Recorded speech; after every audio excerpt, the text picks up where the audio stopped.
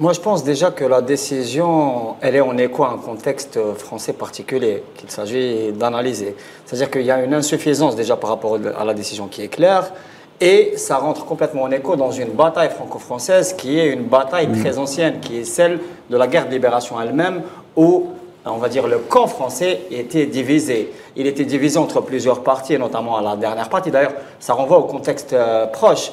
Il faut se rappeler que le 21 avril dernier, il y a eu ce qu'on appelle la déclaration des généraux, qui était en écho au 60e anniversaire du putsch manqué de 1961. Elle a été signée par plusieurs hauts gradés de l'armée française qui représentent un camp particulier, qui est celui de ce qu'on appelait le Front de l'Algérie française, c'est-à-dire l'ultra-extrême droite, qui est bien plus à droite que même une Marine Le Pen, par exemple.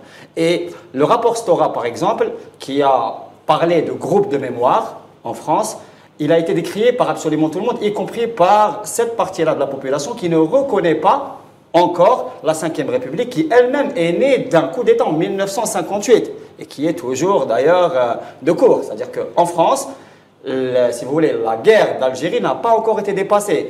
Et cette ouverture sommaire, elle rentre en écho avec des pressions qui viennent à la fois des familles des victimes, qui ont débouché par exemple sur la reconnaissance de l'assassinat après torture de Maurice Audin, mais aussi de l'avocat Boumendjel. Et c'est, à mon avis, une réponse pour essayer de freiner l'élan d'ultra-droite en France qui commence vraiment à menacer par éventuellement une prise de pouvoir violente parce qu'il y a clairement des appels au coup d'État qui reviennent de plus en plus et c'est officiel. Il faut juste revenir à la déclaration que j'ai citée, à celle des généraux, ou à un rapport qui a été signé par plusieurs gradés.